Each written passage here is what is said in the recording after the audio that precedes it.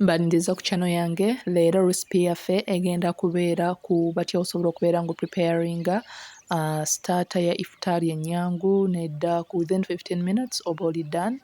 Tugenda kubeera nga tukozesa apple, lemon ne other ingredients tugenda okubeera nga mbalaga awo mu maaso. Beera ng'ofuna lemon obeere ng'oginazaako bulungi ogigrating okuggyako green oyo.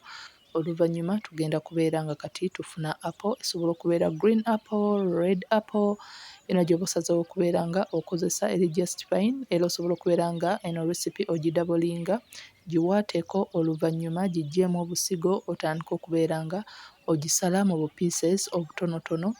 Kusaba ggwe tonnaba kubeera ng'osubscribinga ku channel yange, nyamba obeere ng'osubscribinga okubeera nga channel yange onyambako okuba nti ekkula likinga video and leave a comment below.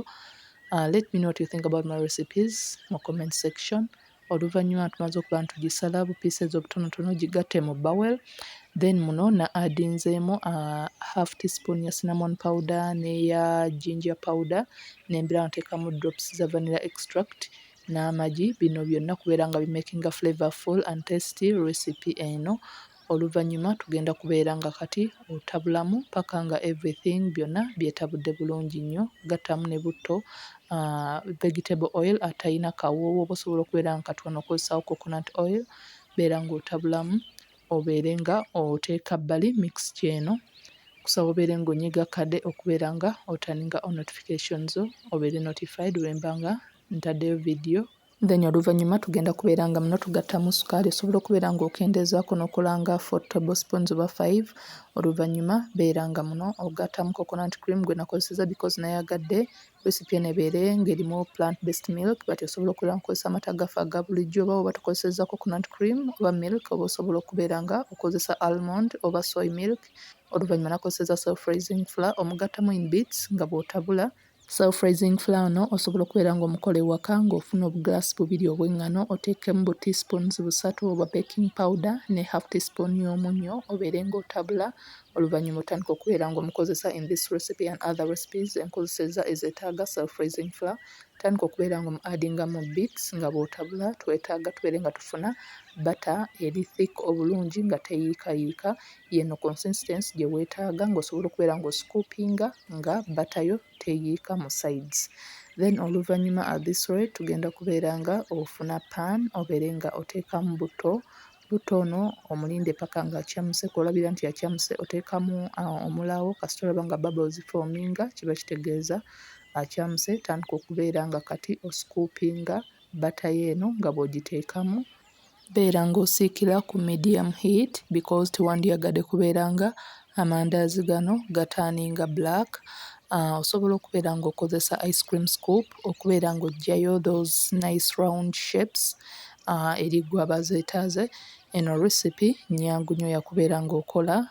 Ekisookera ddala mu breakfast z'abaana, at times omuntu osobola okunoonya abaana ekyokunywera ku caayi, but bw'oba ng'okoze eno recipe nnyangu nnyo within 15 minutes oba oli done, making sure nti oflippinga all sides paka nga zonna zitaninze brown bulungi nnyo.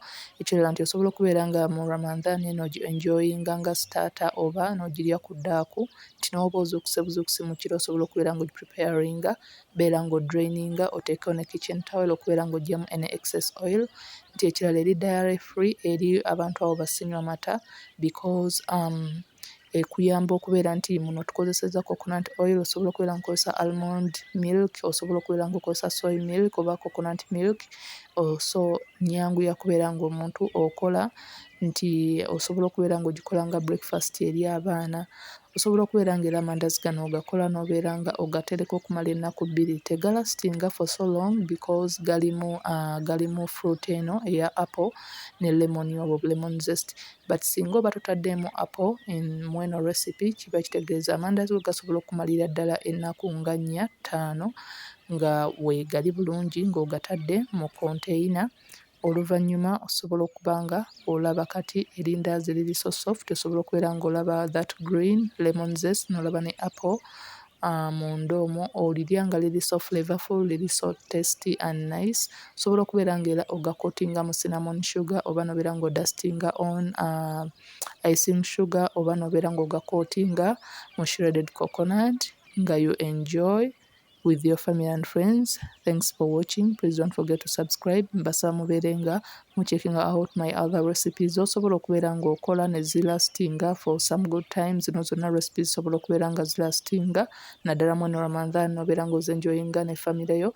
Snacks ez'enjawulo z'osobola okubeera nga okola ne mubeera nga musimbulukirako oba ne mubeera nga muzirya ku ddaaku. Until next time, thanks for watching.